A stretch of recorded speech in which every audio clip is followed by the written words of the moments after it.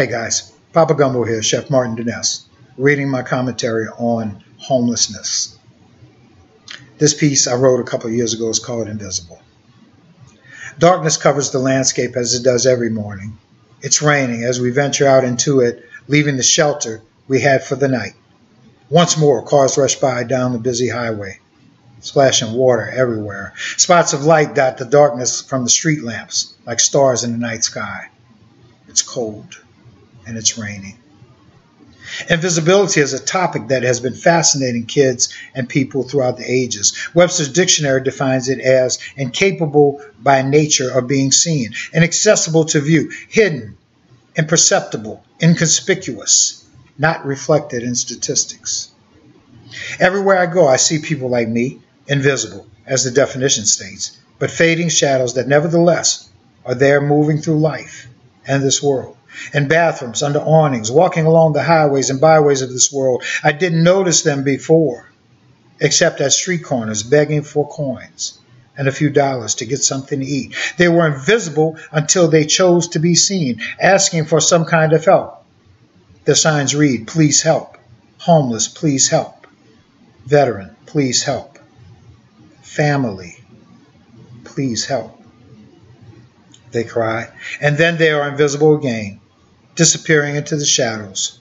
It is a skill, a learned talent, because danger and degradation is everywhere, in the looks and words of those who think they are more worthy, more fortunate, or better off than us. As the toll of this pain and stress-filled existence erodes the self-esteem and self-value and self-worth of people, you become increasingly invisible because you don't want others to see your condition and hurt you.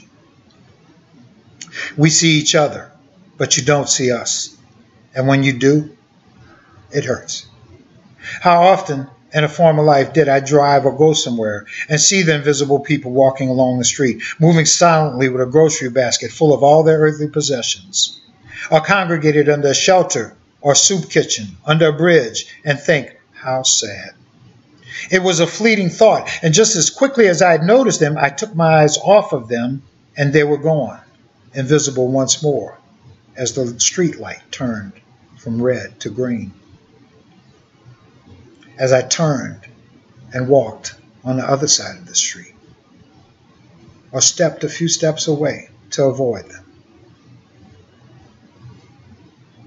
It is not hard to see them if you want to. You just have to know what to look for.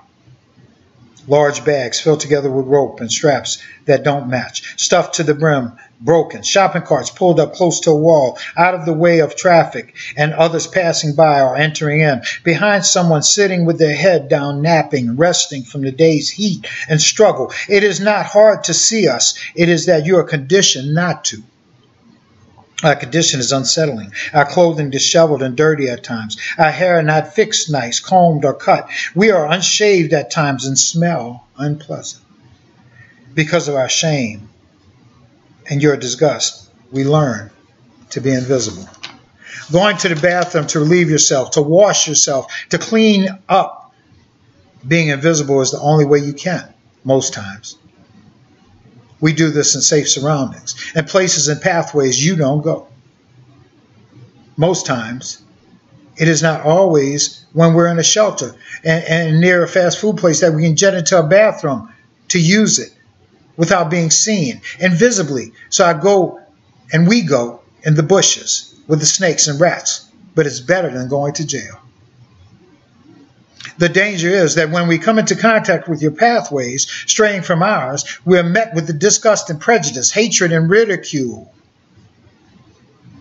We are arrested and put in jails, which at times from an existence standpoint is preferable to suffering more of the harsh cold or extreme heat, being soaked by the rain or being beaten and abused by others who seek to prey on the weak among us. It is even a means to stop the self-hatred and abuse that we inflict on ourselves, a reflection of that which is inflicted on us, the demons that haunt us in the midnight hours, in our hearts and our souls, how we see and are seen by you.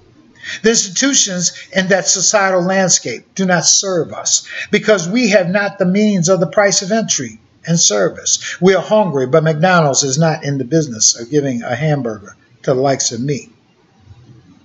We are thirsty, but the convenience store is about not giving a drink of water to the likes of me. And the bathroom is always out of order. We are in need of hope, counsel, prayer. But the church doors are closed and locked. And when not, they are filled with judgment and prejudice. We don't stray too far and congregate near each other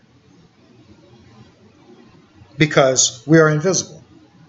By necessity, by circumstance, by choice. We're human beings and have need of human contact, interaction, so we gather together in a common sadness and struggle. We gather even to laugh and share with one another.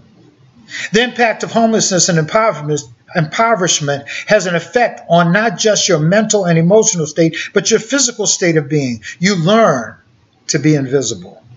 It is a learned skill, an unyielding process, like a drop of water dripping on a rock. It changes your shape and form slowly, oh so slowly. The Grand Canyon was built over time into the great expanse it is today. But when you look at it, what do you see? The rock formations, canyon walls are spectacular to view.